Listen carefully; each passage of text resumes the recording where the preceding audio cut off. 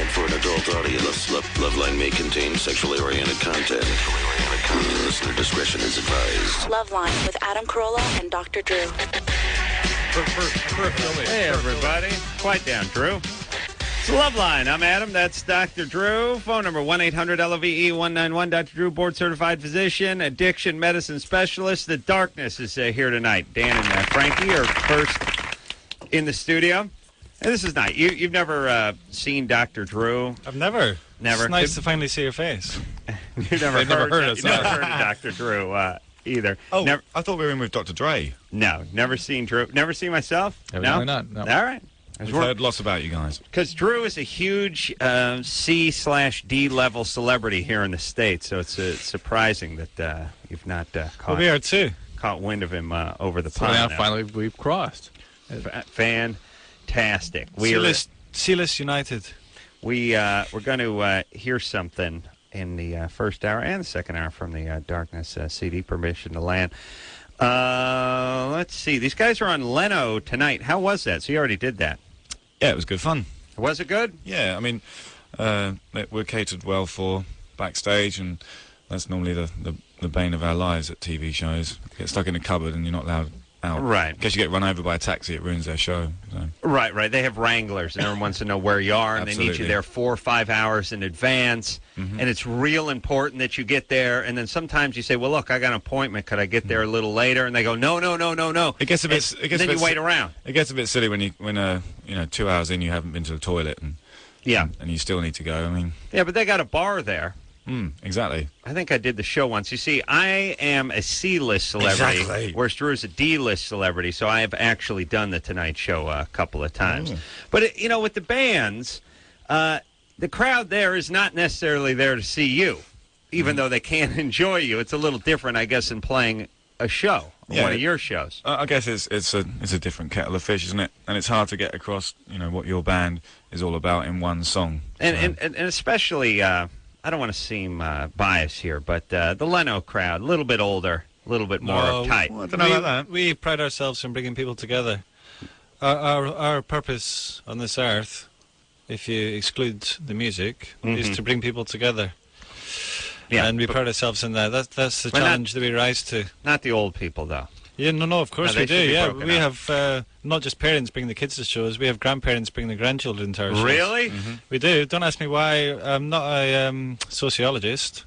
I may well have been if I hadn't chosen music, but the fact is that we do. Don't ask me why. I'm not gloating, I'm not bragging, but that's kind of nice. We bring people together. Well, and people aren't going to grow out of your music like, I don't know, Limp Bizkit or something. Mm-hmm. Cruel. Yeah. True, of course. These guys are going to play on, going to be on Jimmy Kimmel Live tomorrow night. He's my mate. That's what we call friends out here. We call them mates. I hear rumors that Quentin Tarantino may be producing the show tomorrow. Yeah, he's going to be a guest tomorrow night. He's a dear personal friend that I've never actually met, but I like to think we have some of the same ideas.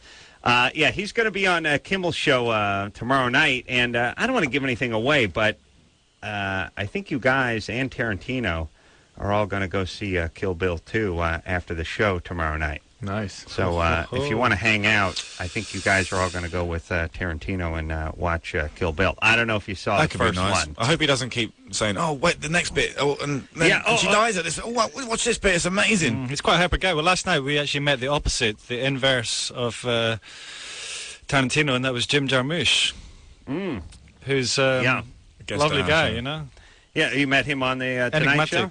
Enigmatic. No, we just met him in the backstage of our show. He was watching our show, believe it or not. Well, that's cool. It was really great to meet him. It was a real shock, And now, I mean, this is your debut CD, but you've been to the States before? You've played in the States before? Yeah, we came here as an unsigned band 2 years ago, first of all. We did South by Southwest. Mm-hmm.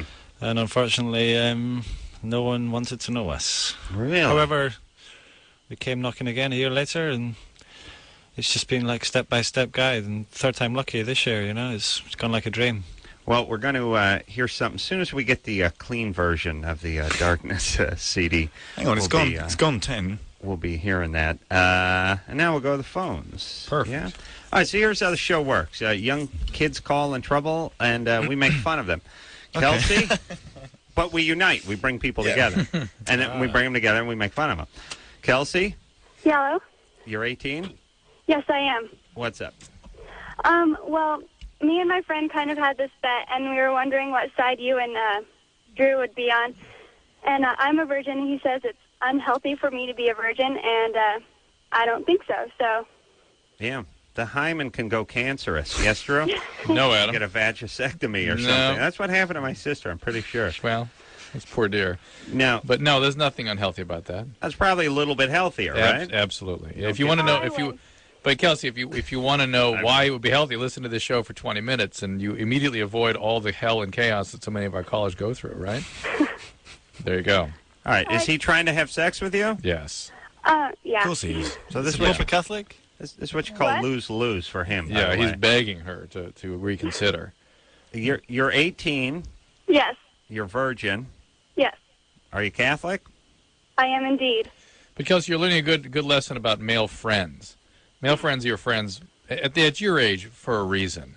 They're waiting around. They're just biding their time. Hang on, Frankie. Frankie. The vultures, yes. Frankie, I find that very harsh. There's a way around that, isn't there, if you're Catholic, that you were telling me about? Well, there's one way of looking. There's two ways of looking at this, actually, not just one way. Two ways. Cobwebs grow in unused corners and crevices. Mm-hmm. And So- where there's cobwebs, there's often spiders. Mm-hmm. And you have to choose if your boyfriend is a spider or a scorpion. It's a choice between a spider and a crab. Almost. A crab. Hey, Kelsey. What? Yeah. Okay. Sorry about that. Sorry. They're from England. Okay. No, Kelsey, actually, I think it's awful that four men are behaving in such an insensitive way. So I think you should possibly explain a little bit more, if you don't mind. Yeah, and he wants to have sex with you, right? And is he interested in you as a girlfriend? We already did that, actually. Right. It's Oh, he just now wants as a friend. sex. He All wants right. sex. So. All right, you won the bet, and tell him he's going to win the blue balls bet, okay? Okay, thank you. All right. What happened to blue balls, Drew? We don't hear about it. Oh, no, I so do. much When I go to anymore. college campuses, they're still talking really? about yes. And to some extent, of course, it exists. There's the lymphatic and venous Sure. congestion. Just But don't hear about it so much. for the most part, it is a point of contention for manipulation. Do you guys have blue balls in England? I mean, I have if no so, idea. what do you call them? Well, It's a syndrome. the only time I've had blue balls is after I've had a game of football, a game of soccer. Oh, we actually black and blue. In December. Oh, I see. Cool. Yeah. You get a shin in the nuts. No, but do they use the term blue balls in England? No, I I've have no never idea what heard it that means. one. What does it mean? No. Okay, well, I'll tell you. Like, let's say you've been with a chick and you've been making out the whole night, but you never get to go to the next level. So it's 5 hours of just sort of feverish dry humping. Tension but no release. That's right. Congestion down there. And the balls go blue. Well, They call them that. Yeah. Well, I think I'd probably knock one out before they... Yeah, they went well, one that would colour. think. Well, the band's doing well now, so don't worry. Yeah, so... Don't worry. It's not I'm just saying before, like when you guys were doing South by Southwest a few years ago, it's hard to knock them out because you can't find the partner. All right. You ready to move forward here, Drew? Germany or Florida? Okay, this is a game that I'll be goddamned if this hasn't made it across the pond, Drew. This is called Germany or Florida. All bizarre stories either emanate from Germany or Florida. All the morose and the macabre, all the strange, usually acts of crime from Germany or Florida.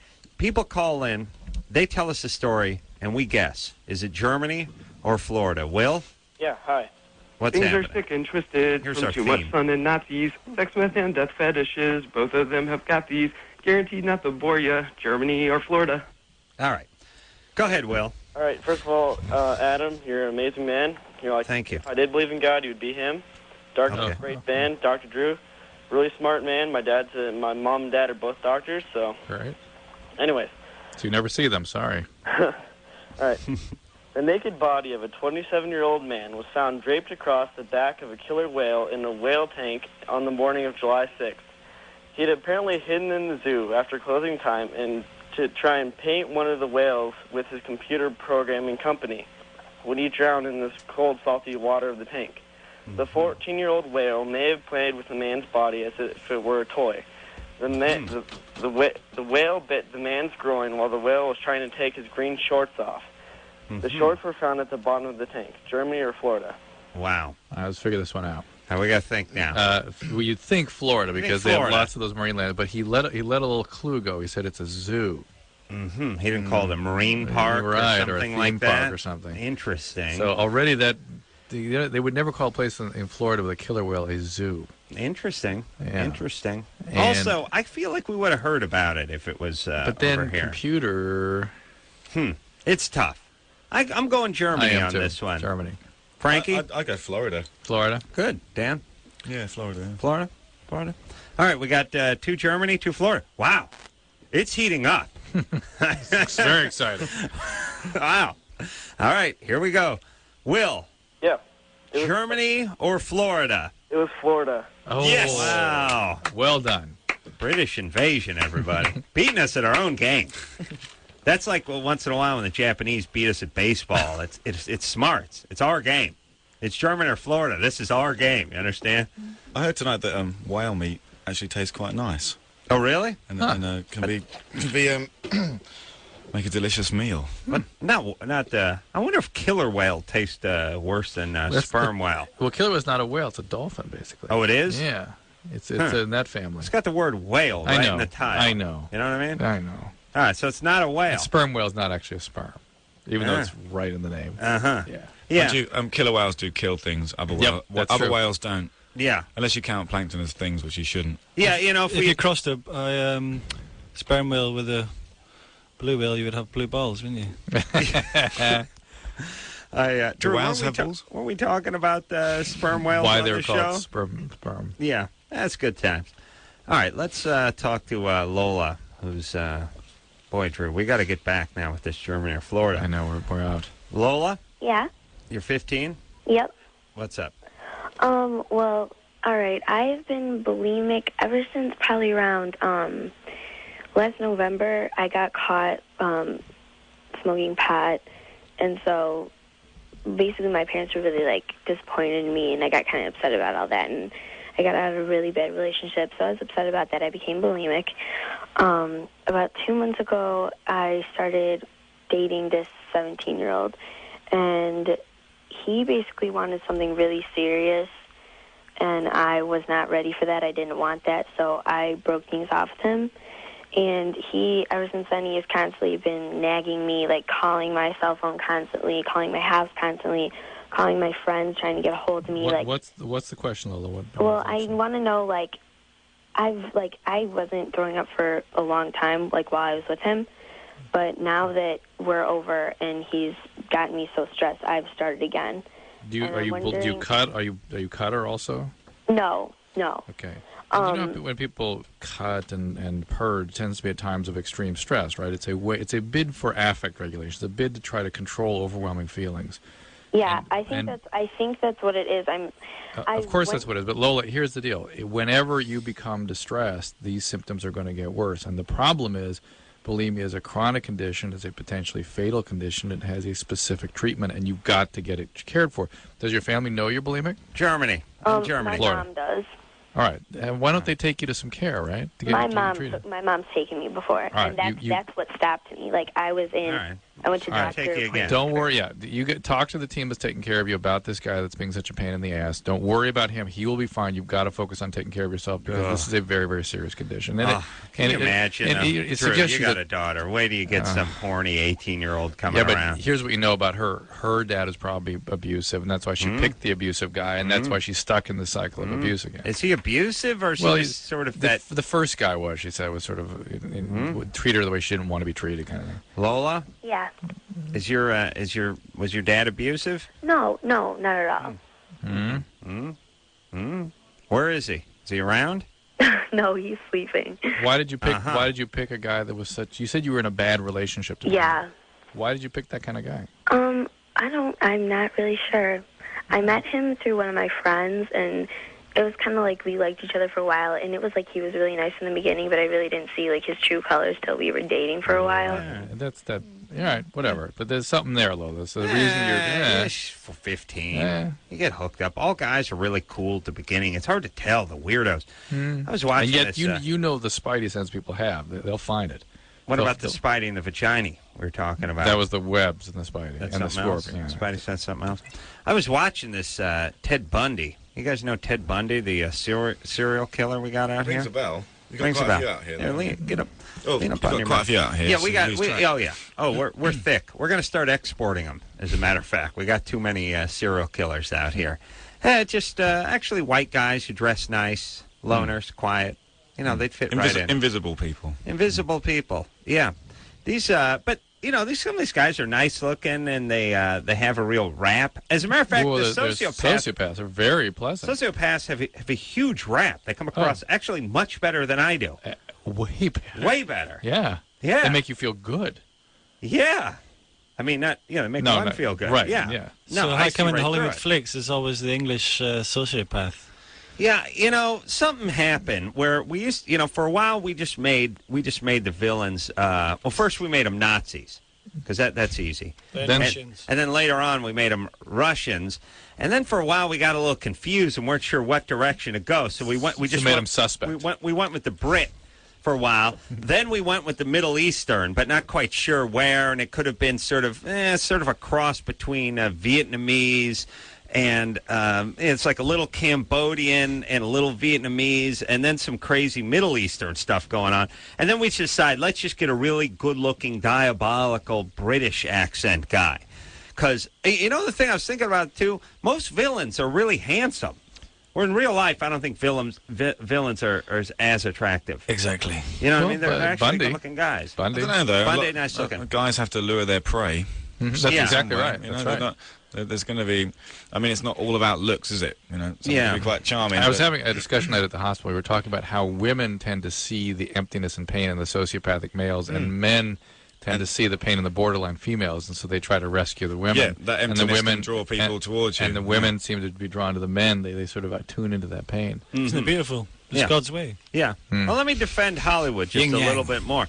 The English guys that are the criminal masterminds, they're not just thugs. They're smart. They're geniuses. They've used their genius for evil. Mm-hmm. We recognize them as highly evolved. In this country, an English accent denotes genius. Yeah, makes you smart. Just immediately. I think it's a chicken and the egg, actually. I think it's because they're Shakespearean actors who are versed and able to play the villain because of the roles in English theatre. It's interesting. I never thought about that, but yeah. And it's so they're diabolical, which is much better than just being brutal. Right. All right. What are we gonna do? Hear a song? Let's take one call and then we'll hear a song. Cool. All right. This is Alyssa, who's 15. Alyssa. Yeah. You're 15. Mhm. You lost your virginity when I was 9. When you were 9 to a 36-year-old guy? Yeah. Perfectly normal, perfectly healthy. Yeah. Welcome to America, gentlemen. That would not be losing one's virginity. That would be being getting raped. That's being the victim of sexual abuse. Alyssa, right? Well, it was more like seduction because I didn't fight back or anything. But no. At 9, you can't fight back. You can't make choices. Look, yes, you could scratch somebody if you wanted to, but the point is when you have an older person there, you have no culpability here. No. This guy was a criminal, pure and simple. Okay, it's sad that you feel like you have some responsibility or anything to do with this experience. Yeah, even the fact that you feel like you have 10% responsibility just because you didn't kick and scream is ridiculous. One of the things that happens, Alyssa, is that when you're being sort of neglected at home, I don't know if this is your story or not, but you'll feel you'll see the attention by this adult, even though it's sort of hard to understand and shattering in its own way, is so satisfying because it's somebody showing you love and attention. That's exactly what happened. Yeah, and so you feel guilty for that, and you feel overwhelmed that you somehow brought this on yourself or you participated in it. Who was the guy, by the way? It's okay that, for God's sakes, you felt a human hand as being sort of caring and connecting to you, but the fact is this guy was a bad guy and a criminal. And be careful now. You're going to be drawn to people like this. It's sort of in your wiring now. Whoa. Where'd you meet this guy? Camplin on the Bay. Oh, okay. We get out that way. I have no idea where that is. I go there. It's in San Diego. I go there every 4th of July. It's a camp? Yeah. And what does he do? He was just there the 1 week that I was there. So I haven't seen him since. As a camper or a counselor? Huh? As a counselor or something? What was he doing there? No, walking on the beach? No, it's a campground. It's a family campground. I see. He just was He was just a camper. Yeah. It's the beach, dude. Just free-spirited. Adam. Wow. Relax. Come on. You're too uptight, Adam. Come on. God. I pray this guy got like a rusty s'more put up his ass or something. But some then, sort of camping-related accident. He was sexually abused as a Good. child, too. So. Yeah. Yeah. Do you have to? Pretty much. How do you get that hankering otherwise? But what? I don't. Yeah. Well, hold on a second. As a guy, okay, if you're a 35-year-old guy and you're going after 10-year-old boys, there's a good chance you were sexually abused when you were young. Yes. Yeah. That's what goes without All saying. right. That goes without saying. But if you're a 35-year-old guy's going after a 9-year-old chick, usually physical can't you abuse just be sort of good and effed up? Yeah, but usually there's something like that in there.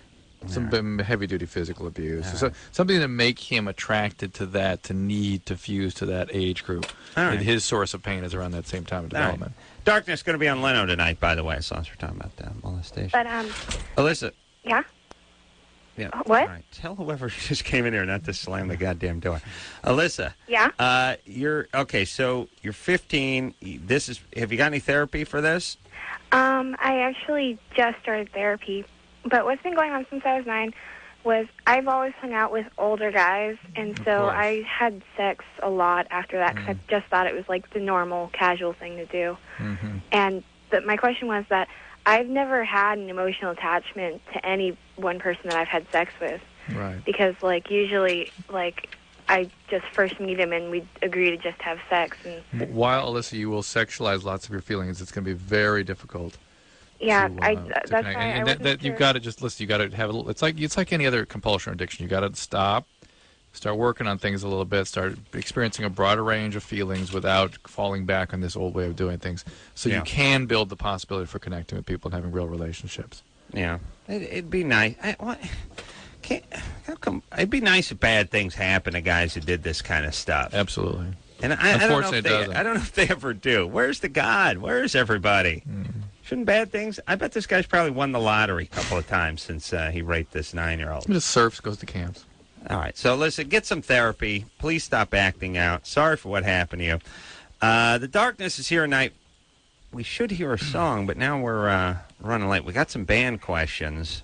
Let's take a quick question for the band, then we'll take a break, then we'll come back, then we'll hear a song, then we'll talk some more people, then I'll go to the bathroom, probably number one, then we'll take some more calls and we'll go home. Perfect.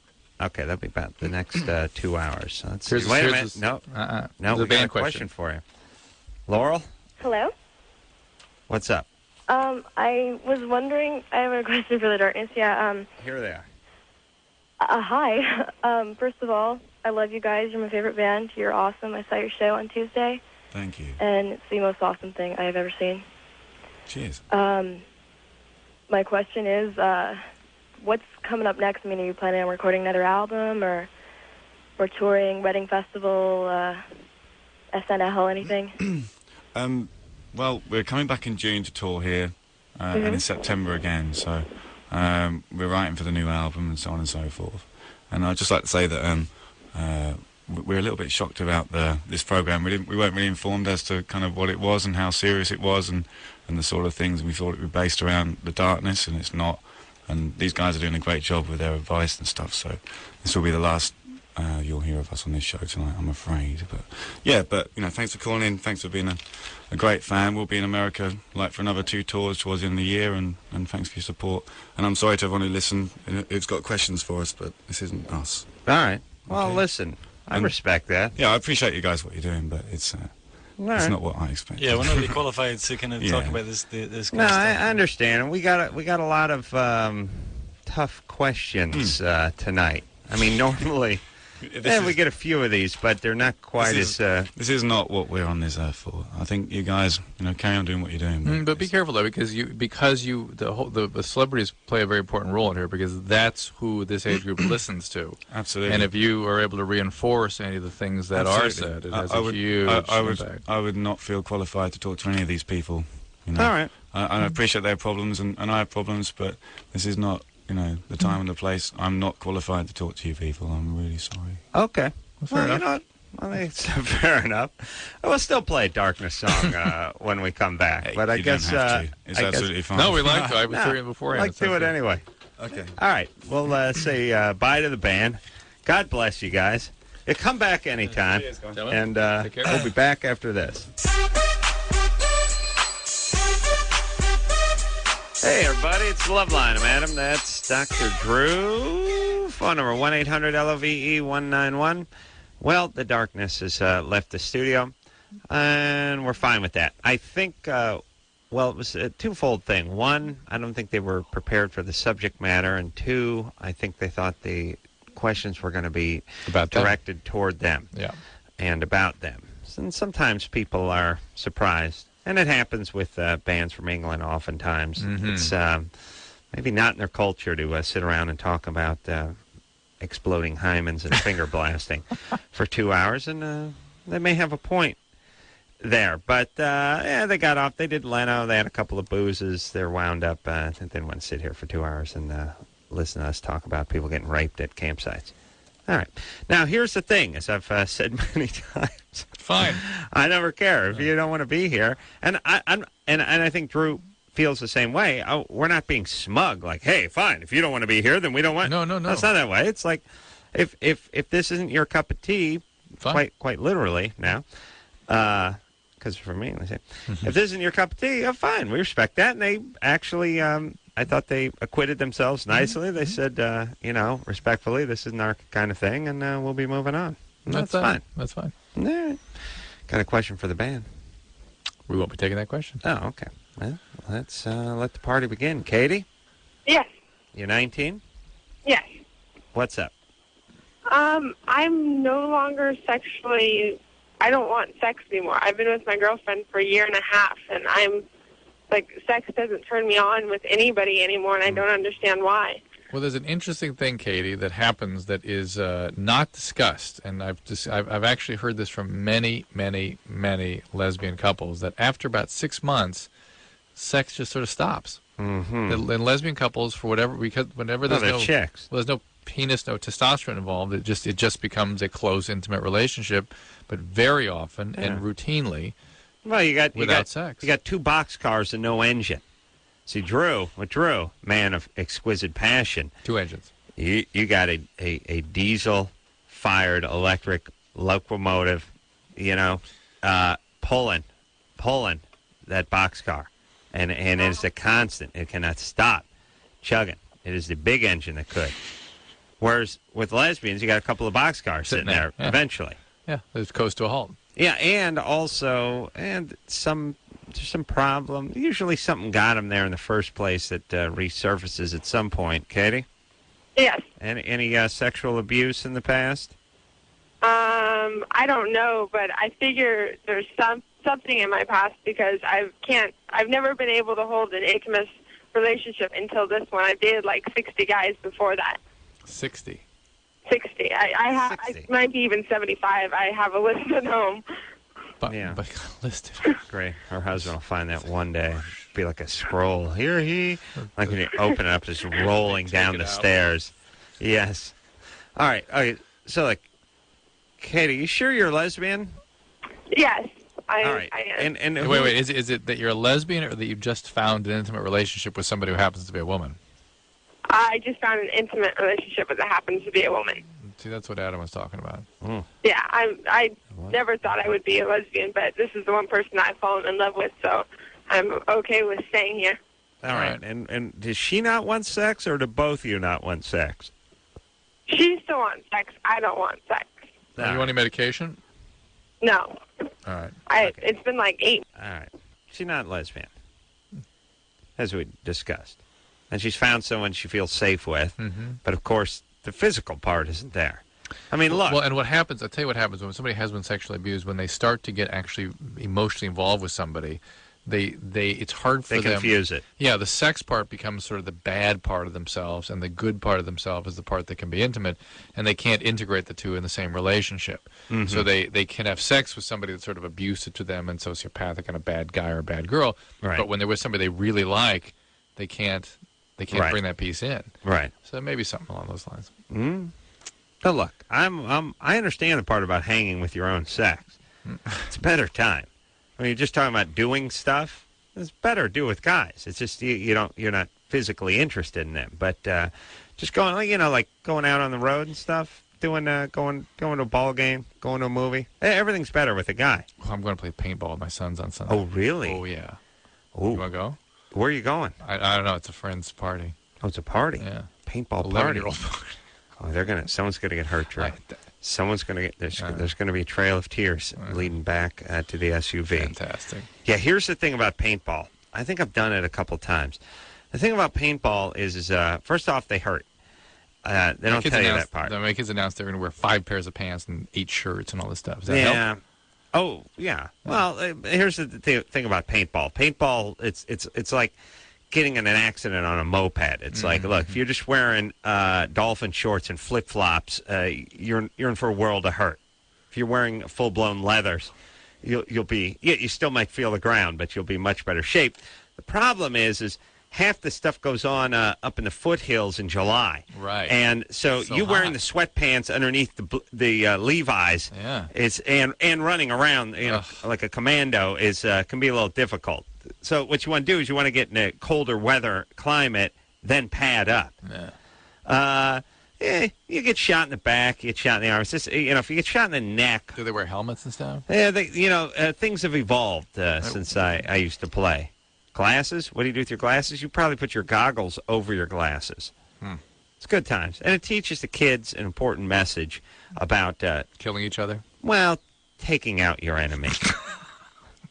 Hey, I'll tell you, the adrenaline is pumping, though, Drew. I mean, you start thinking... And I'm starting to wonder... if there is a difference between, wartime and this. If there's a difference between... I don't know what it's like to be out on the field for a World Series, but last year I played in that All-Star softball game. There's 40,000 people, and I robbed a home run of a guy. I don't think I could have felt any different if it was the World Series, Yes. And same with these kinds of events. When the guy blows the whistle and you're on the run and people are shooting at you, I just think there's a certain amount of adrenaline you have, whether it's the Viet Cong shooting AK-47 rounds over your head, or it's your buddy's, your son's goofy friend Justin, who's shooting you in the ass with a paintball. In fact, in the professional situations... Does he have any friends named Justin? No, strangely enough. That's probably the only name they don't have a friend named. Boy, that's just... Really think. You think maybe one? But, yeah. Nothing? Not anymore. Okay. But I know what you mean. The deal, though, is that in professional situations with the professional sports, professional soldier, I bet you there's even less because they're so trained to conduct themselves a certain way. It's probably a little less than it would be. They're battle hardened. Yeah. Yes, your heart will be beating like a gopher, and the thing is you will be running and cartwheeling into bushes and stuff when people are shooting at you. You'll just be diving. You'll be crawling around on your belly. You'll be doing anything not to get shot, and that's when you feel it when you get home. It's sort of like, we always say, like, you could take your skin off your kneecap down to the actual cap if you were screwing. Good enough. You know what I'm saying? You don't feel it. You're in the moment. It's like playing a football game or something. Yeah, but it's like playing a football game, except for you don't get to sort of limp back to the huddle. It's sort of it's just on. And so you'll be crawling around on your belly trying not to get shot, and you'll just be going over rocks and stuff, and you won't even be thinking about it. And you get home, you get all black and blue. Fantastic. It's a good time. Yeah, good time. All right, let's talk to Andy, who's 15. Yeah. Andy? Yeah. What's up? Yeah, I was wondering if you smoke marijuana, you can stop get erectile function to get an erection. What was that again? Andy, I'm guessing you smoke a fair amount of marijuana. I've done it once. Yeah, no, one exposure to marijuana is not likely to affect your erectile function, no. Yeah, but if you do it over an amount of time, Oh, yes. Most definitely. Oh, yes. Yeah. Most definitely. Well, it's funny. The last, I think, last time I played paintball was around... La Crescenta? La Crescenta. Actually, that's where in the Andy's hills calling of La Crescenta. Yeah. Think about these 15-year-old, 18-year-olds calling with the questions about pot is, so they're going to go from having an erection every 8 minutes to an erection every 18 minutes. Yeah. You know what I mean? So maybe 11 minutes. Exactly. Right. All right, Andy. All right. So, where do you live over there in La Crescenta? I don't know how to say, where. Okay. Do you near La Cañada or near Sunland? What's a tough question? Well, I'm closer to Sunland than La Cañada. Okay. Somehow I knew that. Lake Street exit off the freeway? Yeah, like right near it. Pennsylvania. Yeah. I used to live there. Yeah, that's where I used to live. Yeah. Yeah, Okay, so man. if you like smoke marijuana, you can. All right. Yes. Idiots. You see why I had to move? This is my paper boy. Oh, my. And believe me, the closer you get to Sunland, the stupider you get. And by the way, anyone thinking of moving out to Southern California area, stay away from anything with a sun in it. Sun Valley, Sunland, all trouble. Or Santa. Santa and Sun. Santa Ana, Santa Monica. Sunland was just bikers, just white trash, meth head bikers. Ugh. All right, Drew. We got to take a break because I really got to talk to you about what I got to talk to you about the difference between La Cañada and Sunland. That's important. It was crazy. Worlds of difference.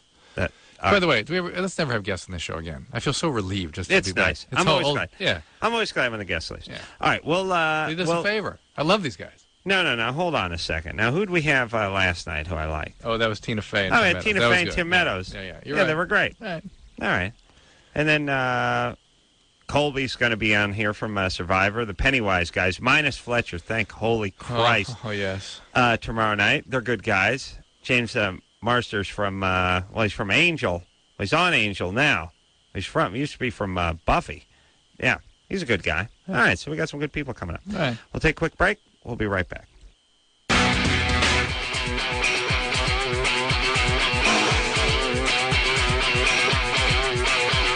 Hey, I'm going to say, hey, but I'm he's Carolla, but there, Dr. Drew, 722-22 after 7. Phone number 1-800-LSPD 911-522-7. Now, let me tell you something. This is coming in over there. The darkness coming in all the way over the pond. Now thinking about darkness coming in, it's like, hey boys, what you guys doing at 7? Hey, I got raped in a campground. Hello, cheerio. And toodaloo only 724 after 7. So I'm 7 Drew there. And Drew, I'm sitting there, and I'm looking at Drew. And Drew's looking at me. And I'm saying, I'm going to say what I Drew. What Drew's saying, hey, how about a 7 over there? But what Drew's thinking is 7. And I see him, because I see a little something. I see him on 7:27 after 7. I see Drew, and I see his mouth. Out of his mouth is coming 7. Hey, 7. The head is going, oh, please, 7:29 after 7. So anyway, 7. Chris, over there, all the time. Hey, batter. All right, let's get out of the phone out. So I'm sitting there, but I'm saying these guys are coming here, fresh off of Leno, and I'm going to say, but 7:31 after 7. And I'm not sitting here, and I'm saying himself. And I'm going to say it to Drew. Now, I don't want to say nothing because I know someone is 7. And I'm going to say, no, then I'm the bad guy. But if I say I'll leave it alone, well, everyone's happy. Yeah. Am I right? You're absolutely right. Everyone's happy. Yeah, but I'm saying, then, it's a Carolla over there, 7. But all of a sudden, I'm like, hey, but a 7, and everyone's like, that's your. Well, that's not somebody. And let me tell you something. He says what he says what he means. And you just assume I don't just sit here putting on my I say, no, say that is Yamana. You get on the door, let's get you out. Back over to Mariel Blasabana. You goddamn it. You can kiss my 7 Mother, I said. All right, so that's what happened with the darkness. That's what happened. Straighten that right and everyone's happy. All right. Billy? Yeah. Billy, I'm 7 Ace Man. You come at the ace man with hamada sibada, and I'm coming right back out with hamada sibada. I don't sit here going sibada, and I don't go hamada sibada, and I don't go sibada. I go hamada sibada. All right, Billy? Yeah. Yeah. I thought you should know that about me. Yeah. How's it going, Adam? You're hilarious, man. Ann was gone last week during the gibberish week. Yeah, so we had gibberish week. we did an entire week of gibberish. Yeah, just the whole show. Not So one. we're 5 shows in a row. Didn't Just form gibberish. a question. Well, we got a couple. No, it's all gibberish. Yeah, pretty much. Go ahead, Billy. Yeah, my question's for Dr. Drew. I'm also a man of extreme passion, and I wound up making love to a friend of mine. She has herpes, but we used a condom. I was wondering what the chances are of me contracting it from her. Well, what do you think? I think I would. No, I'm just wondering what he thinks. Don't be sarcastic. No, because listen, you took precautions. You protected yourself as best you could. She didn't have an outbreak, right? No. Well, right. there you go. Now we'll see. Okay. There's no way to put a number on that. What kind of doctoring is that? There's no way to put a number on that. There's no way. No, I know, but I don't know. We'd have to shush up. wait a minute. We'd have to measure whether she was shedding virus or not. I mean, there's no way. You wore a condom. She didn't have a breakout. You're pretty good. She should be in good shape. You're in good shape. All right. Thanks a lot, guys. Hey! All right. See you, buddy. All right. Guy's in a hurry. I like this. He probably wants to nail her again. He's a man of exquisite passion, as you are, Drew. Yeah. I mean, I was sort of offended they put man of exquisite passion with juxtaposed with I made love to this. Yeah. It's like, what? Not your girlfriend. What? Let me tell you something about the passionate men. Passionate men will take their chances on some herpes. Passionate men will pull the cork on, that time of the month.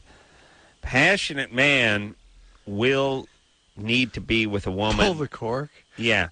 Will need to be with a woman, even if he's not particularly attracted to her, just sort of to get it on. Now, that's not true. No, listen. A passionate man does not want to eat a bad meal, but he needs sustenance. Whereas the man whose metronome does not tick as fast, the lower metabolism man, like myself, can go a night skip a night, not eat. I'm taking a look at the warmed over Hungry Man Salisbury steak, and I'm just thinking, a glass of water and go to bed. And yet you have yourself to the box of Hamburger Helper. I beat off to the Hamburger Helper.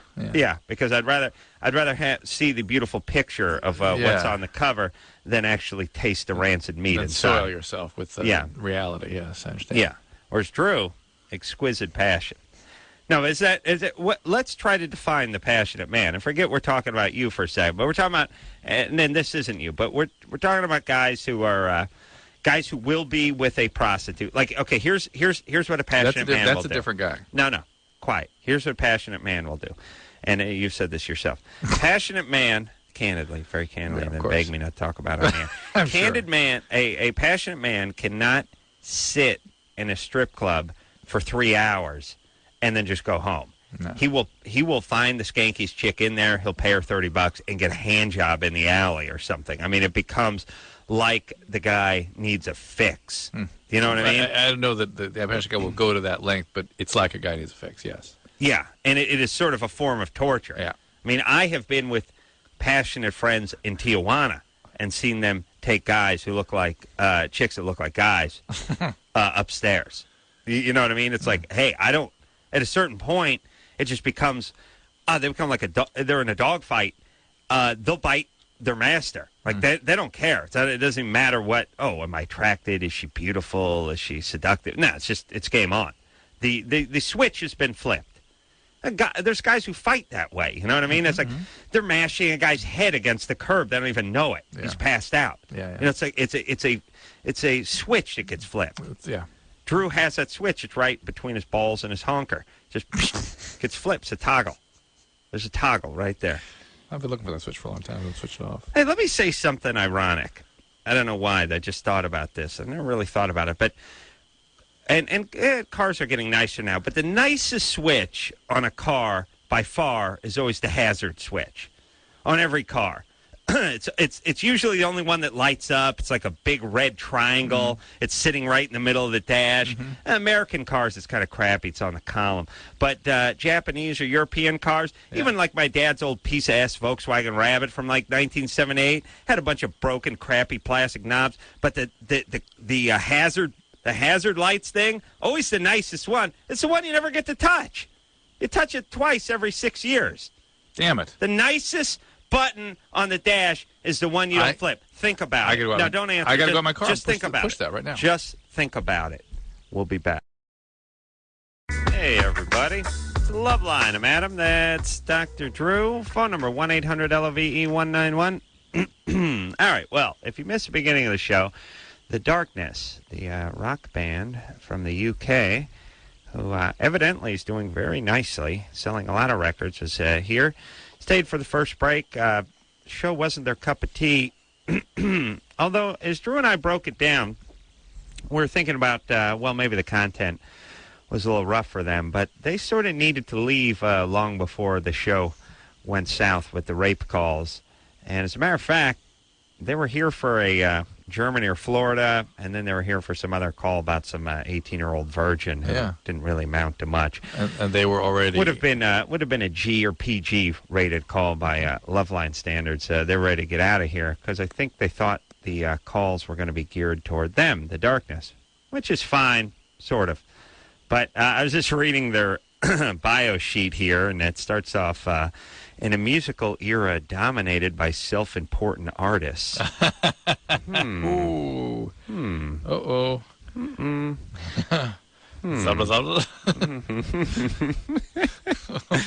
Yes, and teary heart on their sleeves, troubadours. The Darkness has grabbed rock and roll by its shoulders and given it a swift snakeskin booted kick right where it counts. Well, all right. So when they say dominated by self-important artists, they're talking about somebody else, right? They must be talking about the kinds of guys that come on here and humbly help out the community of young people like System of a Down and Motley Crue and people that, you know. All the other bands. Yeah, all the other bands. Oh, those are the self-important Those are the self-important ones, yeah. I see. Well, maybe that's something to strive for then. Maybe we should all be heading that direction. And by the way, we're not poking fun at The Darkness here so much as their representation. Yeah. There was whenever you read these bios, you just want to shove a ballpoint pen down your throat until you vomit. And by the way, here's one that's getting overused just a little bit too much. Let's see. Offers something truly... by the way, the London-based quartet's acclaimed Atlantic record debut offers something truly magnificent. Wow. And irresistible and unapologetic. And by the way, I don't know... someone picked up this unapologetic look at or unapologetic rock and roll vision or something. Somebody picked up this unapologetic thing about 3 years ago and just hasn't put it down. Now it's in everyone's bio. Everybody, every book is a brash, unapologetic look at the political system, everything. When did this unapologetic thing come up? And let's drop it. Yeah, officially dropped. All right. But not a self-important band. Yeah, Coldplay, those guys are self-important. They come on here and they humbly help out. That's right. Well, they're very self-important, these bands. Basically all the bands that have been, I guess they've not been very successful in the United States, some of these other bands that have come on this show. Oh, no, wait a minute. They've been very successful, but they're not self-important. Or they are self-important. I can't figure it out. Yeah. Ryan? Yeah. You're 21? Yep. What's happening? Not much. Well, just to start off, I've been out of the country for a couple of years, so I've missed out on quite a bit, it sounds like. What happened to the Man Show? Man Show, we quit, and they got two other guys to do it instead of us. No, who'd they get? They got the guy off of News Radio and off of Fear Factor. Right, that's Joe Rogan, and then, there you go. They got another guy named Doug. And where were you? Obviously, you're wanting us to ask. Where did you go? Where were you? Oh, I was in Mexico. Yeah. Doing what? So I was on a mission for the LDS Church. I'm a Mormon. That's nice. Yeah. Where's Anderson? We need him. Let me just say something very Marvin? quickly. If you read the Entertainment Weekly, though, you would have heard that Comedy Central performed a Carolla-ectomy to get him off of the show he created, and they begged to stay on. Or I should say co-created. Yes. Yeah, it's good times. Oh, God, don't get me going on them, Drew. I know. Let's go. Keep going. What's up? All right. What's up, to Brian? Mexico. What part of Mexico did you go to? Does it matter? Called Tampico. Mm-hmm. And what were you doing over there? Spreading the good news? That's exactly what I was doing. Riding a bike through Mexico, wearing a short-sleeve shirt and a tie? Wasn't even riding a bike. I was walking the whole time. Do you actually get people to convert? Oh, a lot, actually. In Mexico, we did quite a bit. Yeah. But, I mean, what happens? What do they got to lose over there? But how do you know? Do they start showing up at church, or how do you know that you've done your job? Well, what it is, I mean, we go to their houses and we just start talking to them, and if they're interested, they come to church with us, and, I mean, it all depends on the people. Do you speak Spanish? I do. All right. That's nice. I'm picturing in Mexico, you're going in there knocking on the door and the whole door falling off, and then a goat running out, and a guy chasing him with his pants around his ankles. It's more like Gilligan's Island. You knock on the straw. There's bamboo. I just say the whole door just falls in, and then here's what I say. Here's what I picture. I picture you going around on your bike about noonish on a weekday. Tap, tap, tap on the door. Door falls over. Big cloud of smoke. The smoke clears. A goat goes running through your legs and out into the street. Guy, pants around his ankles, chasing it with just his underpants on and swinging a bottle of tequila over his head, yelling, "Hey!" Huh? That's it. That was his life. That would be, I would say, a pretty fair depiction. Yeah. All right. So, and what part of Mexico was this town in? It's on the East Coast, about 6 hours south of Texas. Mm-hmm. And poor people? Very, very much so. I mean, I don't think I ever really knocked on the door. Most of the time it was a piece of sheet metal or cardboard even. So a piece of corrugated tin, huh? Where did you stay? Exactly. Sorry, what was that? Where did you stay? Basically in the same house as they did. We always rent. We never were given anything. We always rented a place. Did you have any medical problems while you were there? That's kind of where all my things started. I don't know if you read my question. When I was down there, I started getting anxiety really bad.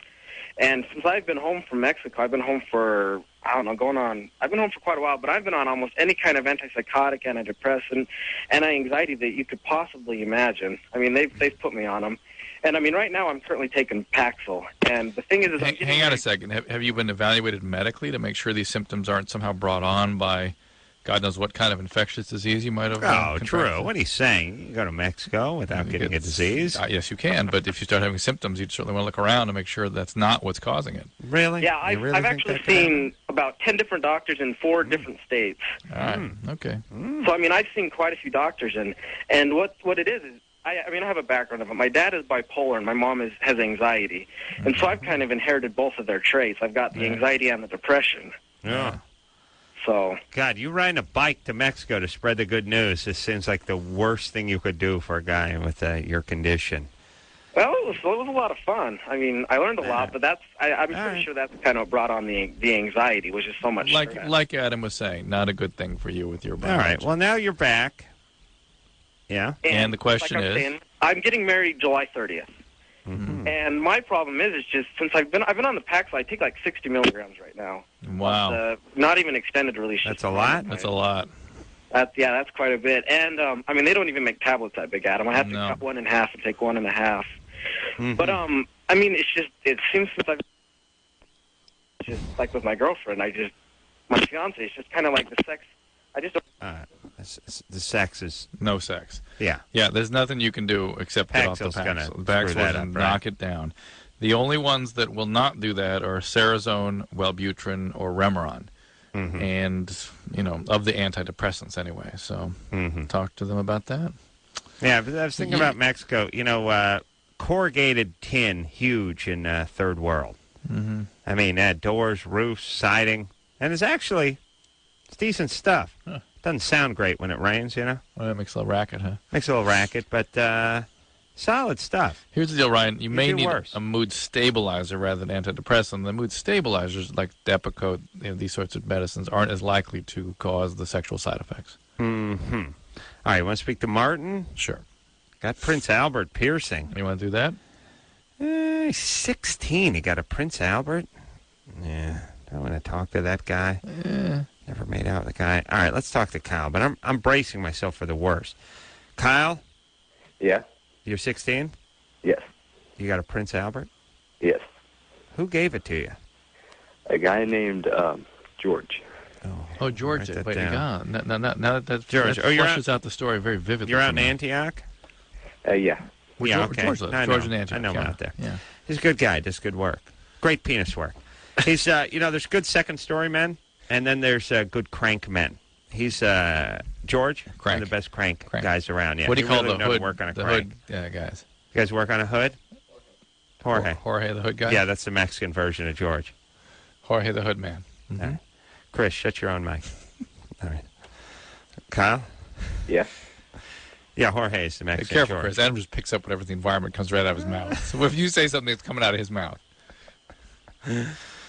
Kyle, I'm hip. Yeah. We're on Mexico. We're talking about Jorge. Yeah, I know. Okay. All right, so Kyle, Yeah, hey. so you got a Prince Albert, and now what? Well, ever since I got it, I have been having erectile dysfunction. I've tried taking Viagra, and it's not doing anything for me. No.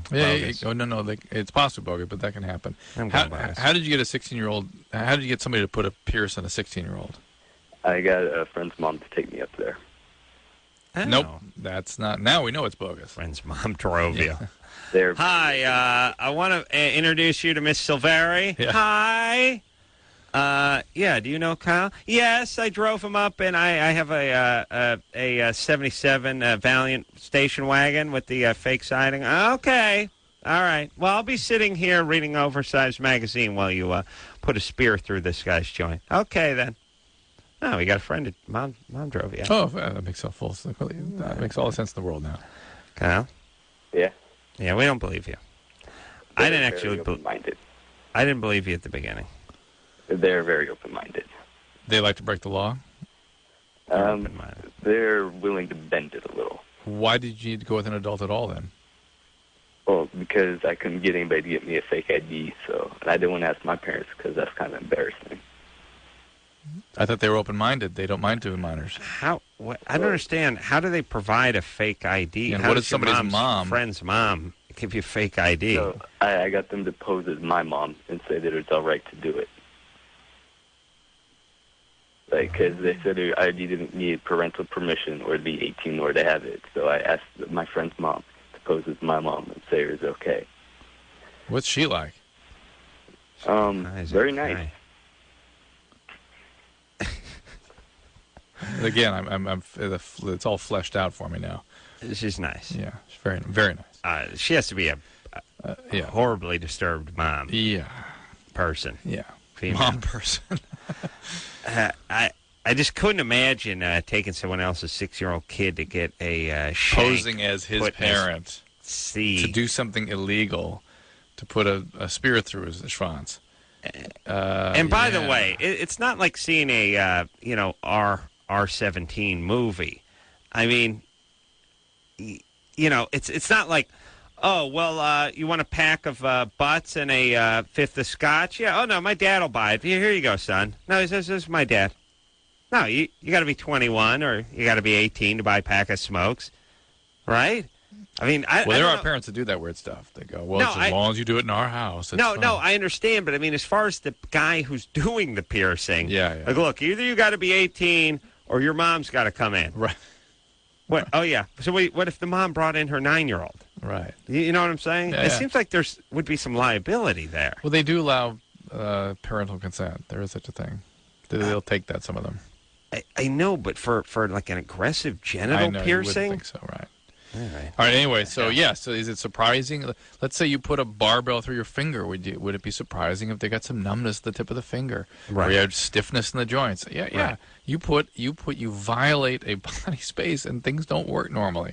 You're telling me. I can barely sit. Martin? Yeah. Barely. You're 24? That's from a carbuncle? That's just from the violation I had. That's enough. That's enough. Martin. Yeah. 24. You only had one sex partner. Yes. Do you think you got STD from only having one partner in your entire life? I'm suspicious of it. What's the STD? Well, that's the thing. I mean, is I don't know yet. It's just I went into urgent care actually tonight, and doctor seems to think it's either, and he listed off a few things like the clap or, I don't know, a couple other things. And I just don't. Wait. The doctor used the term the clap? No, he didn't. Okay. What did he say? He didn't say that. What did he say? What's the real word for it? I'd recognize it if I heard it. Gonorrhea? Gonorrhea and chlamydia. And I think he actually mentioned E. coli in there somewhere. Well, E. coli is just a urine infection. Wait a minute. Is the clap is either chlamydia or gonorrhea, right? Historically, it's gonorrhea. Historically, it's gonorrhea. Yeah. Like when your father's father got the clap. Yeah. Gonorrhea. I can't believe that a 24-year-old would even know to use that term. The clap? Yeah. It's too, seems too young. Ancient. Yeah, it's too... It's gone the way of the dodo? The dodo. Who's gone the way of the dodo? Exactly. Martin? Yeah. You've only been with one girl in 24 years on this planet. Yeah, I knew you were going to ask me that, too. Well, I am. How long ago did that happen, that you were with her? When was the last time, or when did we start? Both. Both. About a month and a half ago, and the last time was a couple days ago. Oh, man. You must have been the white tornado. Right. I mean, you had a lot of love built up over the years, yes? Oh, yes. Oh, yes. Poor Martin. Yes. I mean, she just unleashed. I mean, like, I would imagine it'd be like starting a weed whacker in your bedroom, you know what I mean? Just all of a sudden papers flying everywhere, stuff getting caught up in the drapes, bookshelves being knocked over, you know. And neighbors, like, looking through the windows. What's going on in there? Stuff flying around. Yeah. You know what I'm saying? Yeah. Man of passion. Drew, could you imagine if you'd dammed up your passion for, you know, maybe 8 or 9 years before, you know, when it was ready to go? You know what I'm saying? Yeah, it's hard to imagine that kind of rush of passion. Marty? Yeah. Okay, so what I need to know is, I mean, I could describe the symptoms to Dr. Yes, Drew. please. Go ahead. Go ahead. Basically, Friday it started. Hurts when you pee. What's that? Hurts when you pee. Hurts when I pee. And then Saturday it started getting better, and I was like, hey, it's gone. Cool. I didn't know what it was. And then Sunday I felt fine. Today it started getting really bad. And then tonight it's a little bit of blood in the pee, and it started really hurting. So I went to urgent care. And Did he put you on some antibiotics? What's that? Yeah, they gave me a shot, and they put me on antibiotics. Levaquin? I don't know. I've got the bottle right here. Doxycycline.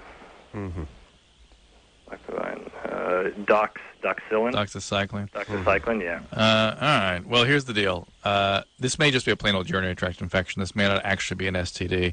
It may be an STD. It may be something that's finally sort of surfaced that maybe she's had for a while that you're finally contracting. There's also something called a non-gonococcal urethritis, which can come from sort of a non-classical STD. In other words, she may have something in her vagina you get exposed to and finally develops into an infection. It doesn't really amount to anything. Let's not worry about that. Let's talk about us for a second. You know, I was looking at my Downers today, the empty bottle of Downers Drew prescribed me last. And I was thinking, I gotta get some more of these drugs. I was thinking to myself, you know, they go nice with the booze. And I looked at it and said, no refills. And I thought, that pussy. What's with the no refill? Why don't you just automatically give me a nice refill, buddy? Well, here's what's interesting. Mm-hmm. I did. No, you didn't. That means you're down to your last. How dare That means you have no more refills. How dare Which you, frightens sir. me now from now on. You will get no refills. Dare you barge into my studio and plant your horny ass onto my bar stool. This kind of show just not my kind of thing. I got to go. How dare you attack me, sir? I know. No, it was the same bottle from whenever I got the prescription from you, like 4 months ago or 5, whenever. Maybe it was 3 weeks. The point is it said no refills on the goddamn thing. Slap in the face, Drew. there was no refill. It wasn't a refill. That's the original bottle. You're shocking. Just put it on. What do you got to do? I swear to God, I did. That's why you're scared. Oh, no, you didn't. No, you did not. We'll talk. Maybe about your wife filled them and used them. Ooh, that's what brought us together. Yeah, I love it. I know that. Oh man, nothing better than a nice Ambien and a bottle of red wine. Just really, cares just melt away. All right, Drew, let's score. All right, we got Patrick over here. Patrick is gay. He's 19. He's on line 3. Patrick. Patrick. Caller goes by the name of Patrick. Go to 6. All right. Rick? Yeah. You're 21? Yeah. You have a dependency on booze and drugs? Well, the situation is I've always kind of drank and did drugs, but my girlfriend and I broke up about a year ago, and ever since I started smoking cigarettes, which I didn't do before, and I started doing more drugs and doing harder drugs. I started drinking a lot more often. Well, there you go. I mean, this is how this happens. Is again, it's when did not shutting your car door start? When did that begin? What's that? Not closing your car door. What do you mean? Oh, that seems it's gone closed away. now. Yes, it's closed. Are you in your car? No. Where are What you? does that sound? I'm laying down in bed actually. What about some feedback from his extended phone? Wow, it's crazy. Yeah, it sounds sounds like like a there's door. a chime going off in the background. Anyway, Rick, this is how this happens, is that there's stressors and needs to sort of regulate one's feelings that escalates use. If you have the biological genetic history of addiction, then on it comes. I suggest you do look into this because it sounds like you're on your way. And certainly you're finding that the substances aren't going to help with the feeling state. They work in the short term, but they end up becoming a separate problem when you can't stop using, and they certainly don't work any longer in terms of helping you regulate your feelings. Go to an AA meeting. See if you can find some support there. That's one thing you can do. If you really want to do something, that's what you can do. Yeah, it's free, it's cheap, it's easy. Just go there. You go there, get a sponsor, start talking about what you've been feeling about this breakup, about your use of substances, about undoubtedly having come from an alcoholic family system, I suspect, and see if you don't feel better. All righty then. They're good times. Yeah, but it's good times. It's good times. It's good times. We got Nicole over here. She's never been able to stay faithful with boyfriends. Wants to know why she cheats. I do kind of. It is something. There's something exciting about talking to her, and I know she's attractive because attractive chicks can cheat. Nicole, Yeah, I'm here. are you good looking? I've been told that, yes. Had some opportunities to do some commercials and whatnot, so I guess I have a look to myself. Yeah. I've done some commercials too. Doesn't mean I'm good looking. Because you're the Jack in the Box sign. Yeah, that's true. Yeah. Wait a minute, that was Burger King. How dare you? How dare you? That's right. All right. So, is it hot in here, Drew, or is that just me? All right. So, Nicole, you're an attractive girl, yes? Yeah. Yes. You've had many lovers, yes? I guess the term many kind of scares me, but I've had a handful. Give us a number. 6. Okay. Oh. That's not. Yeah, I wouldn't even call Is that that like borderline or something? Nah. No, that's a few. That's a few. For 22, that's a pretty light load these days. Okay. And that makes me feel better. And you've cheated. Have you cheated on your past 2 or 3 boyfriends? Yeah, it's kind of weird. Like, I've never really sought out a person. It seems like they always. Yeah, well, that's the thing about being hot and being 22. You'll be sought after. You have to say no. It can be compulsing, you know. I mean, it's not easy. Can be what, did she say? I don't know. She just wants to hear the sound of her own voice. I've done a few. Well, she wants to know why she keeps cheating. Yeah, well, she's having intimacy problems. Maybe, or maybe the problem is in the first place she's not going out after guys that she wants to be with. She's letting guys come to her and sort of settling for them. Do you sleep with these guys? Yeah, but they're always relationships. Like, I've never been single. Yeah, but what I'm saying, maybe you're getting involved in these joined-at-the-hip relationships that you don't really want to be in. Maybe you need to really go out and evaluate people a little more carefully before you get sucked into relationships. What about the guys you cheat with? Do you sleep with them? Well, they tend to be past relationships. She goes back. Oh, you That go makes back. sense. Yeah, I go back. And I don't know if maybe, like, it's, I have a lot of, like, stored bad energy, I guess you might call it. All right. Well, why don't you work on that with a therapist? Professional, yeah. Well, stored bad energy. I've tried that. You know, it's real curious to me because things still tend to haunt me. Like, how do you ever let something go? How many years did you go to therapy? A couple, like two or three. And this is when I was you give much it a younger, try. but... Maybe you weren't ready for that. What happened to you, by the way? What's haunting you? Oh, God. I had some issues, I guess, with drugs and whatnot, and there was a person in particular that basically just screwed me in the worst possible way. You were both using drugs? Yeah, and this is actually a girl. This is a best friend of mine, and Yeah. I don't know. No. No, it's weird though. I mean, I have nightmares. All right. Listen, we're going to take a break. Maybe we'll talk to Nicole. Yeah, I'm intrigued. pain in the ass. I'm intrigued. Because the fact that you're starting to abuse her suggests to me that she's a victim. Well, she's okay. Yeah. We'll take a quick break. We'll be right back.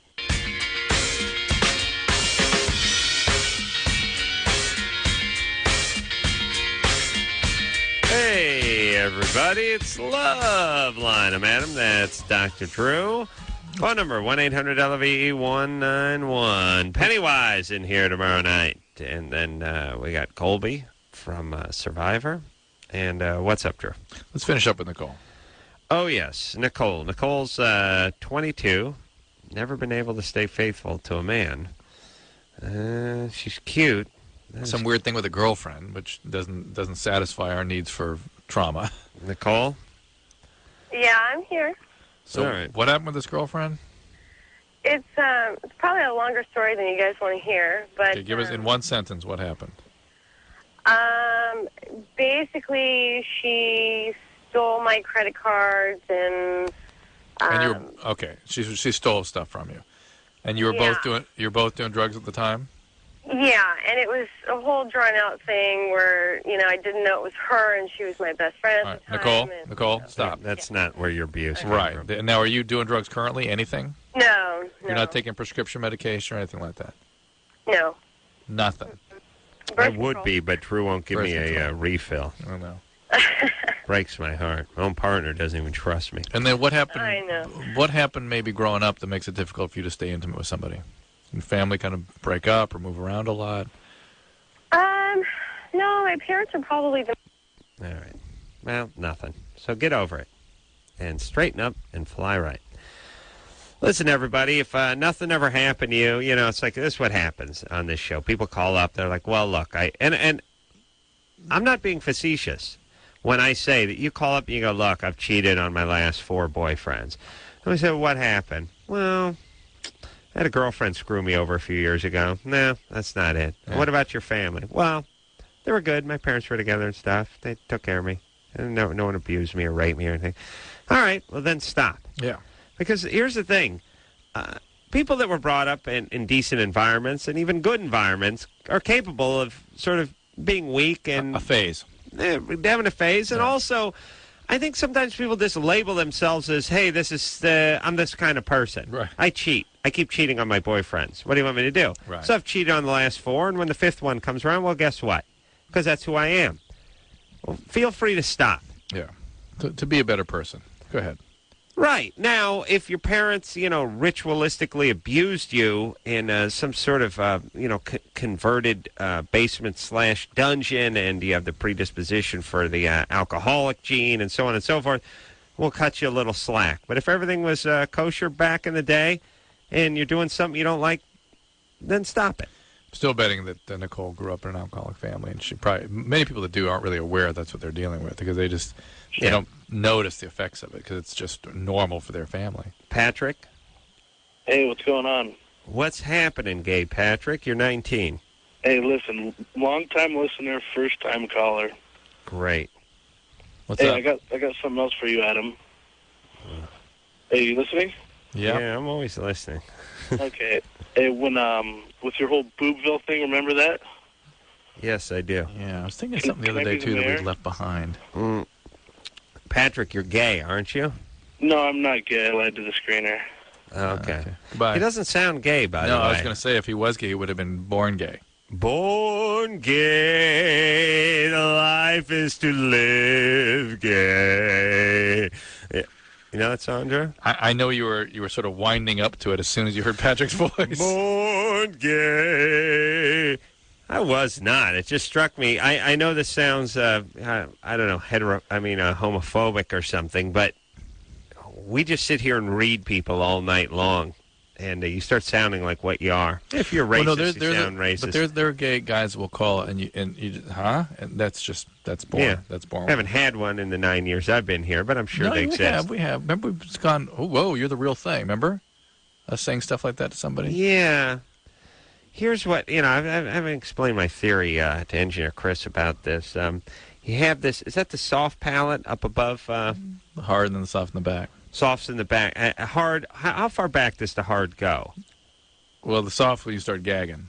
But the hard is sort of weird and ticklish. And the hard is actually hard. Is that bone? Is that like a plate? Yeah. And then it gets soft. Yeah.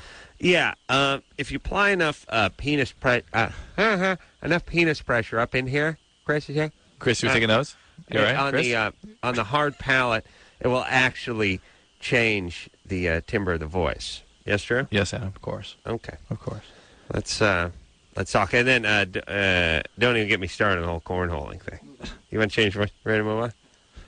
How about you move on to the other studio? We'll get some chicken here. Can keep quiet. Moving on back to his folks' house in about 20 minutes. April. Yeah. Yes. 23. Little McDonald's drive-through and nice side of tears. That'd be Chris's life? Yeah. Yeah. That's what he dunks his chicken fingers into. A little ranch and some tears. It's all right. I've taken a kid under my wing. It's like it's my own. You know what I mean? Mm.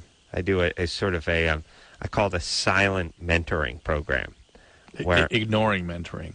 Yeah. Where I'm actually... Ignomentoring. I'm actually, first a child should be seen and not heard. Yes. That's number one. Number two, do as I do and don't talk to me. Or something like that. I just come in here and lead by example. Yeah. Right? Mm-hmm. Chris knows. Uh-oh. Hello? April? Yes. You're 23? Yes. What's up? Yes, okay. Here we go. Okay. I'm 23, and I just lost my virginity. And I've been dating this guy for 4 months, and he broke up with me, and I have no idea why he broke up with me. So Immediately after losing your virginity? No. I kind of was ready to have sex for about a year before he started pursuing me, but I didn't want to have sex with anybody. I wanted to just be in a relationship first. Yeah, what happened with that? How'd that go? With having sex with him? Well, I mean... Why I waited? Yeah, why'd you wait? A couple of reasons. I'm from the nation's highest pregnancy rate, the area that I'm located in, so I was very afraid of getting pregnant. And also, I grew up very spiritual, and I believed in abstinence for a long time until I moved to Los Angeles. Sure. And I became very liberated and kind of loosened up. And that'll crush your spirituality, Los Angeles. Where are you from? I'm from Tulare. Oh, okay. So it's about 45 minutes south of Fresno, north of Bakersfield. Oh, Cowtown. Well, that's just white trash on white trash over there. Not just white trash. Oh, yeah, it's a handful of Mexicans over there. It's one big rape fest over there. A bunch of migrant workers and. There's not a lot to do except that. They're just banging the bejesus out of each other. Yeah, right. And those people are. It's really like of mice and men, and you're going. And grapes of wrath. I mean, grapes of wrath. Sorry, you're going back to like the Dust Bowl. Over there, yeah, just the shanty towns. Desperate people, they got nothing to do but get it on. Yeah. It's good, Adam. You got the right author, which is wrong title. I did. It's good. Yeah. Steinway? Yeah. Anyway, Steinbeck? Steinway makes the pianos. I have kind of a medical question, too. Yeah. Can a guy get a yeast infection just from not keeping himself clean, or is it only sexually related? No, if he's uncircumcised, they can get yeast infection. Okay, because he was not circumcised. Okay, yeah. I was just curious. You mean can they get them from you? No, I know they can, but because we hadn't had sex in like 5 days because I was on my period, and he had one, and I thought, okay, is this just because he didn't take a shower for a couple of days and he was, not keeping himself clean? All right, now what is this with him dumping you? What was going on in the relationship? How did he leave? Well, we had great sex the night before. Awesome. And then First the next time?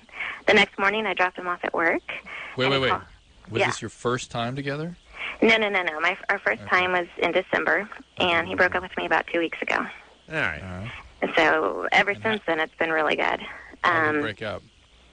I don't know why we broke up. How did he but- break up? How did he break up? Well, the next morning, I dropped him off at work, kissed him goodbye, and then later that afternoon, he called me and told me we needed to talk, and he just said we had differences, and it was just a huge shock to me because we never fought, ever. Right, I have an absolute read on that, do you? No, hold on a second. Gay? No. No. But this is the equivalent. Another girl. Maybe there was always another girl. But whatever it is, that one now is stepping up. You know what I mean? Now he's going with that one, period. Yeah. End of story, that's it. Yeah, going, sort of looking back. Whenever a guy all of a sudden goes, we've got to talk now. Something, a shoe has dropped. That's what that means. Let's talk about this because it's probably happened to me several dozen times over my dating career too. When you're sort of confused, like when you're thinking, well, look, they might have put us on any stamps, but I've seen worse couples. You know what I mean? Like we're getting along okay. Sex is decent. Where are you going? Like, they won't do anything. But if they're kind of unhappy, Here's what I'm saying. When someone just says to you, hey, that's it, we're breaking up, and you're saying, huh? Oh, we went to Santa Barbara together last weekend. We had a good time. What's up? And when you're confused by it, it means something. Something happened to the person. It usually means somebody. Yeah. Somebody's reared their head. Yeah. Somebody's got somebody. Could be an old flame. Sometimes it's like a job where they had a couple applications out. There's somebody's waiting. They need to pick up a little work in the interim, and then all of a sudden the phone rings, and it's the president. The guys over at Lockheed. They say they have a place for a head engineer or something. It's like, pound, I'm packing my bag. Yeah, you call your employer. That's it. I'm sorry. That's it. Yeah, I mean, but especially when they're extremely that deliberate too, because usually a guy that's just kind of unhappy wants to get up will kind of go at dinner. Will go, I don't know. It's me. It's not you. As opposed to, we got to talk now. This it's over. Here, right. He'll be trying to bang you, by the way, the following, whatever the closest Friday. If, in fact, that is Friday, he'll try that later that night. That's right. But if it's Saturday, it'll be the following Friday, and you do the math. Whatever the next Friday that comes along is, he's going to want something. I'm telling you, that's the way guys are. It means another girl pal. And I think it could be the way women are, too, when you get that sort of confused. Not quite as bad. Women will give you 100 warnings, though, before that happens. The guys just miss them. Yes. The girls get no warnings from the guys. All right. Boom, that's it, the new job. All right. Okay. Steinway. I was just laughing at me saying that. Just is a complete shock to me. Does that make sense? Yeah, it kind of makes sense. I see him now because he works at the gym. Yeah. And I have to, when I'm... All right. Well, if he works at the gym, I want to hear all bets are off. Yeah, works at the gym. There's chicks. Yeah. You got chicks because he's got that fanny pack. Yeah. He's got those baggy tiger stripe pants. Well, let's see what she's observed. So when I run into him, I don't know, to just ignore him or to say hi. He's all, I want to be friends, That's why. Oh, he just wants to not feel bad. Yeah, he doesn't want to feel bad. Yeah, but there's another chick. Kind of being an also. There's another chick. Look, April, there's nothing wrong with you. You're 23, you're cute, your name April, you got a little mileage. You're fine. Yeah. You don't think about another guy. Don't worry about him anymore. Yeah. Plenty of guys after you, all right? Thanks. All right, good baby luck. doll. Do not... don't fret. Yeah, don't fret. You're 23. You're in the prime of your life. And by the way, she's just kind of getting going. There's going to be some not so good guys. Yeah, she may be chronologically 23, but emotionally she's in 17, high school. Yeah, she's in 10th, 11th grade. Yeah. All right, baby doll. She'll go through these pretty quick and then find the real thing. All right, we'll be back. Hey, yeah, Loveline, madam. That's Dr. Drew. Dr. Drew was just handed the Blender magazine. Oh. Well, your name is mentioned in the thing. Okay, all right. Is it not? Yes, it is. Drew gave me the hands like, don't say anything, but anyone who picks up an issue of Blender magazine, there's an interview with Courtney Love, and she says you called her sane. Yes? Yes, that's what she says. Well, what's it say? Turn to the page. Fine. I'm reading something else I wrote, too, apparently, about Jessica Simpson and Nick. The hell? What'd you write about them? I didn't. What do these people care about you for, Drew? I know. Focus on me, would you please? I do. All right, you find what Courtney Love said about you, and we'll hop Here's back what she to the said. phone. Courtney was brought to Las Encinas Hospital in Pasadena. Speaking to the microphone, please. Courtney was brought to Las Encinas Hospital in Pasadena, where radio personality and MTV host Dr. Drew Pinsky serves as medical director for the Department of Chemical Dependency Services. Slow down. Thank the blanking Lord for Pinsky, Love says. She contends that Pinsky took one look at her and said, "What are you doing here? This must be a mistake." Although a patient could be held for 72 hours for a 5150, Love was released from the hospital later that same night and managed to find her way home. Oh. Now, that doesn't sound like the Drew I know. Not the Drew that wouldn't give me a refill on my Ambien. Thinks I'm a junkie. Meanwhile, he's proclaiming giving Courtney Love the key to the city. That's right. So you never said you're fine, you're sane. The way the HIPAA laws are in this, I can't even say whether I saw her or not, or whether she's speaking the truth or not, or anything. That is the new laws. You can't even the acknowledge Hippocratic Oath stuff. The HIPAA laws. Is that what they call? No, these are new. What's HIPAA? Privacy laws. Why are they called HIPAA? HIPAA, the Patient Privacy Advocacy Act, or something. Patient. I don't know. Private. Where's the H come? It's HIPAA? hospital and insurance, patient. I mean, who knows? I don't know what it stands for even. Oh, you can't talk about anything. You can't acknowledge that you have a patient. Yeah, I know, but except for when the patient then you can't say whether the law requires you to say, I can't tell you whether that's true or not. Whether that person saw it. Listen, Dr. Jackoff, if the patient is talking in a magazine about greeting you at a hospital, you can acknowledge that meeting. No, I can't. Yeah, of course you can. No, you can't, Adam. That's against the law. Oh, please, it is not. And you're such a puss. Let me tell you, when people call my hospital, let's say you're in the unit, and your father calls. How dare you? Your father out calls, me.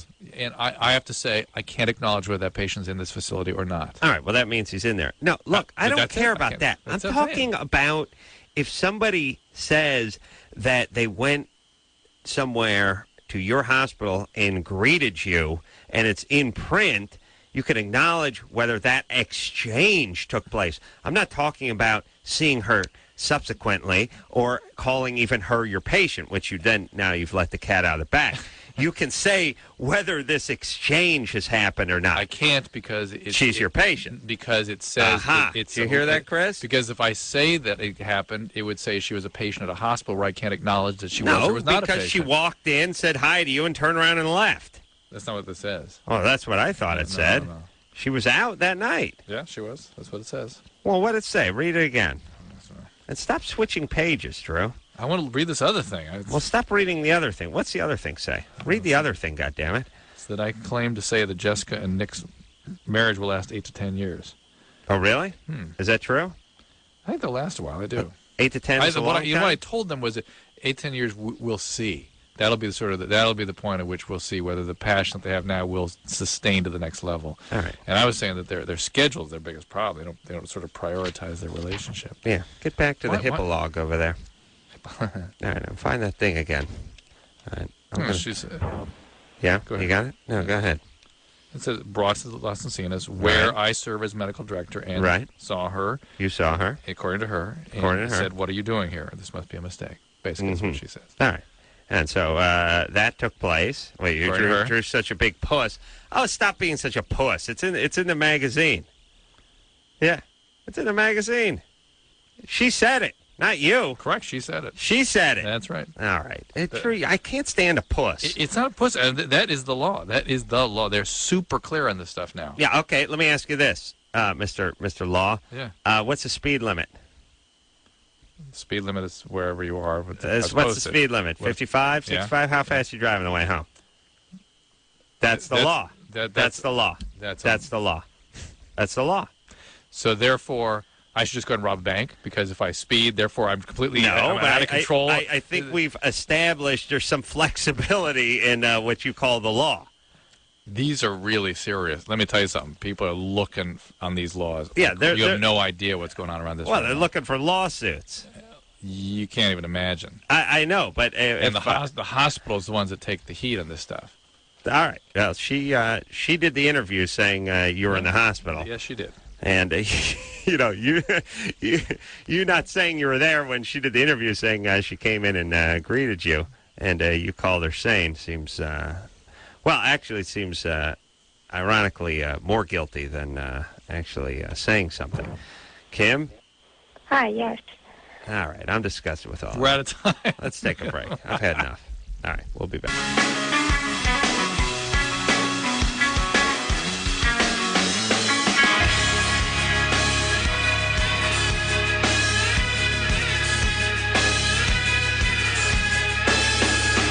Hey, everybody. Well, there's the show. The roller coaster show tonight. That's good times. Covered a lot of territory. Absolutely. Pennywise in here tomorrow night. So until next time, this is Adam Carolla for Dr. Drew saying mahalo. This has been Loveline. The opinions expressed on this show are not necessarily those of the staff, management, sponsors, or this station. The producer for Loveline is Ann Ingold. Loveline is a presentation of Westwood One Entertainment.